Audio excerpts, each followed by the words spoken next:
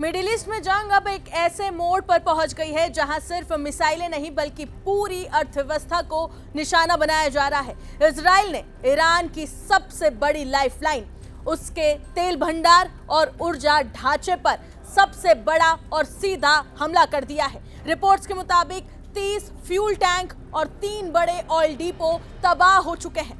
Tehran का आसमान आग के गोले और काले धुएं से इस वक्त पूरी तरह से भर गया है। लेकिन सबसे बड़ा सवाल यही है कि क्या ये सिर्फ एक हमला है या फिर ईरान की आर्थिक रीढ़ को तोड़ने की इजराइल की रणनीति है। शनिवार देर रात बता दें कि अमेरिका और इजराइल ने ईरान की राजधानी तेहरान पर बड़े हवाई हमले किए। इन हमलों का मुख्य जो टारगेट्स थे, जो निशाने थे, वो थे तेल डिपो, फ्यूल स्टोरेज सेंटर और refinery infrastructure. Israeli media reports के मुताबिक हमलों में करीब 30 फ्यूल टैंक और 3 बड़े ऑयल डिपो पूरी तरह से नष्ट हो गए हैं। ईरान की सरकारी एजेंसी के अनुसार दक्षिण तेहरान और उत्तर पश्चिम इलाके में स्थित शहरान ऑयल डिपो पर मिसाइलें गिराई गई हैं। धमाके इतने जबरदस्त थे कि उनकी आवाज पड़ोसी शहर करस तक सुनाई दी गई। अब आप अंदाजा लगा सकते हैं कि कितना खतरनाक यह अटैक होगा।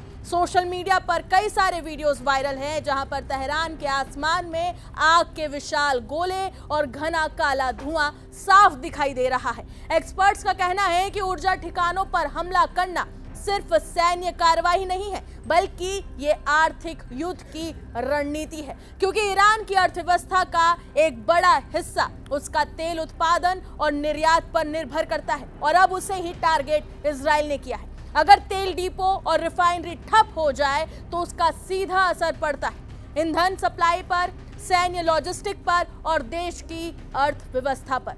यानी ये हमला सिर्फ मिसाइल से नहीं, ईरान की आर्थिक ताकत पर किया गया है और ये इतना ज्यादा टारगेटेड वॉर था जिसकी कल्पना भी ईरान ने नहीं की होगी।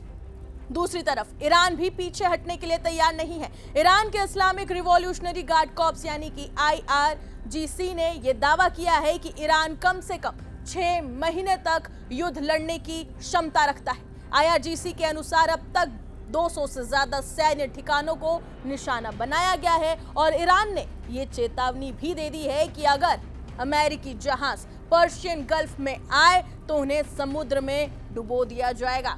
अमेरिका, इजराइल और ईरान के बीच चल रही ये जंग अब 9वें दिन में प्रवेश कर चुकी है। आज 9वां दिन है और अब ये साफ दिखाई दे रहा है कि ये संघर्ष सिर्फ सीमित सैन्य टकराव तक नहीं रहा है। अब इसमें शामिल हो चुके हैं ऊर्जा ठिकाने, क्षेत्रीय सैन्य अड्डे और अंतर्राष्ट्रीय समुद्री मार्ग। रिपोर्ट्स के मुताबिक युद्ध शुरू होने के बाद से अब तक ईरान में 1200 से ज्यादा लोग मारे जा चुके हैं। लेबनान में 290 से ज्यादा मौतें हो चुकी हैं और इजराइल में भी कई जान गंवा चुके हैं कई सारे लोग। यानी मिडिल ईस्ट की ये जंग अब सिर्फ 2 देशों के बीच में या 3 देशों के बीच में नहीं रही है। यह धीरे धीरे पूरे क्षेत्र को अपनी चपेट में लेने वाली बड़ी लड़ाई बनती जा रही है। फिलहाल पूरी दुनिया की नजरें इसी वॉर पर टिकी हुई है। आने वाले दिनों में यह संघर्ष कितना और ज्यादा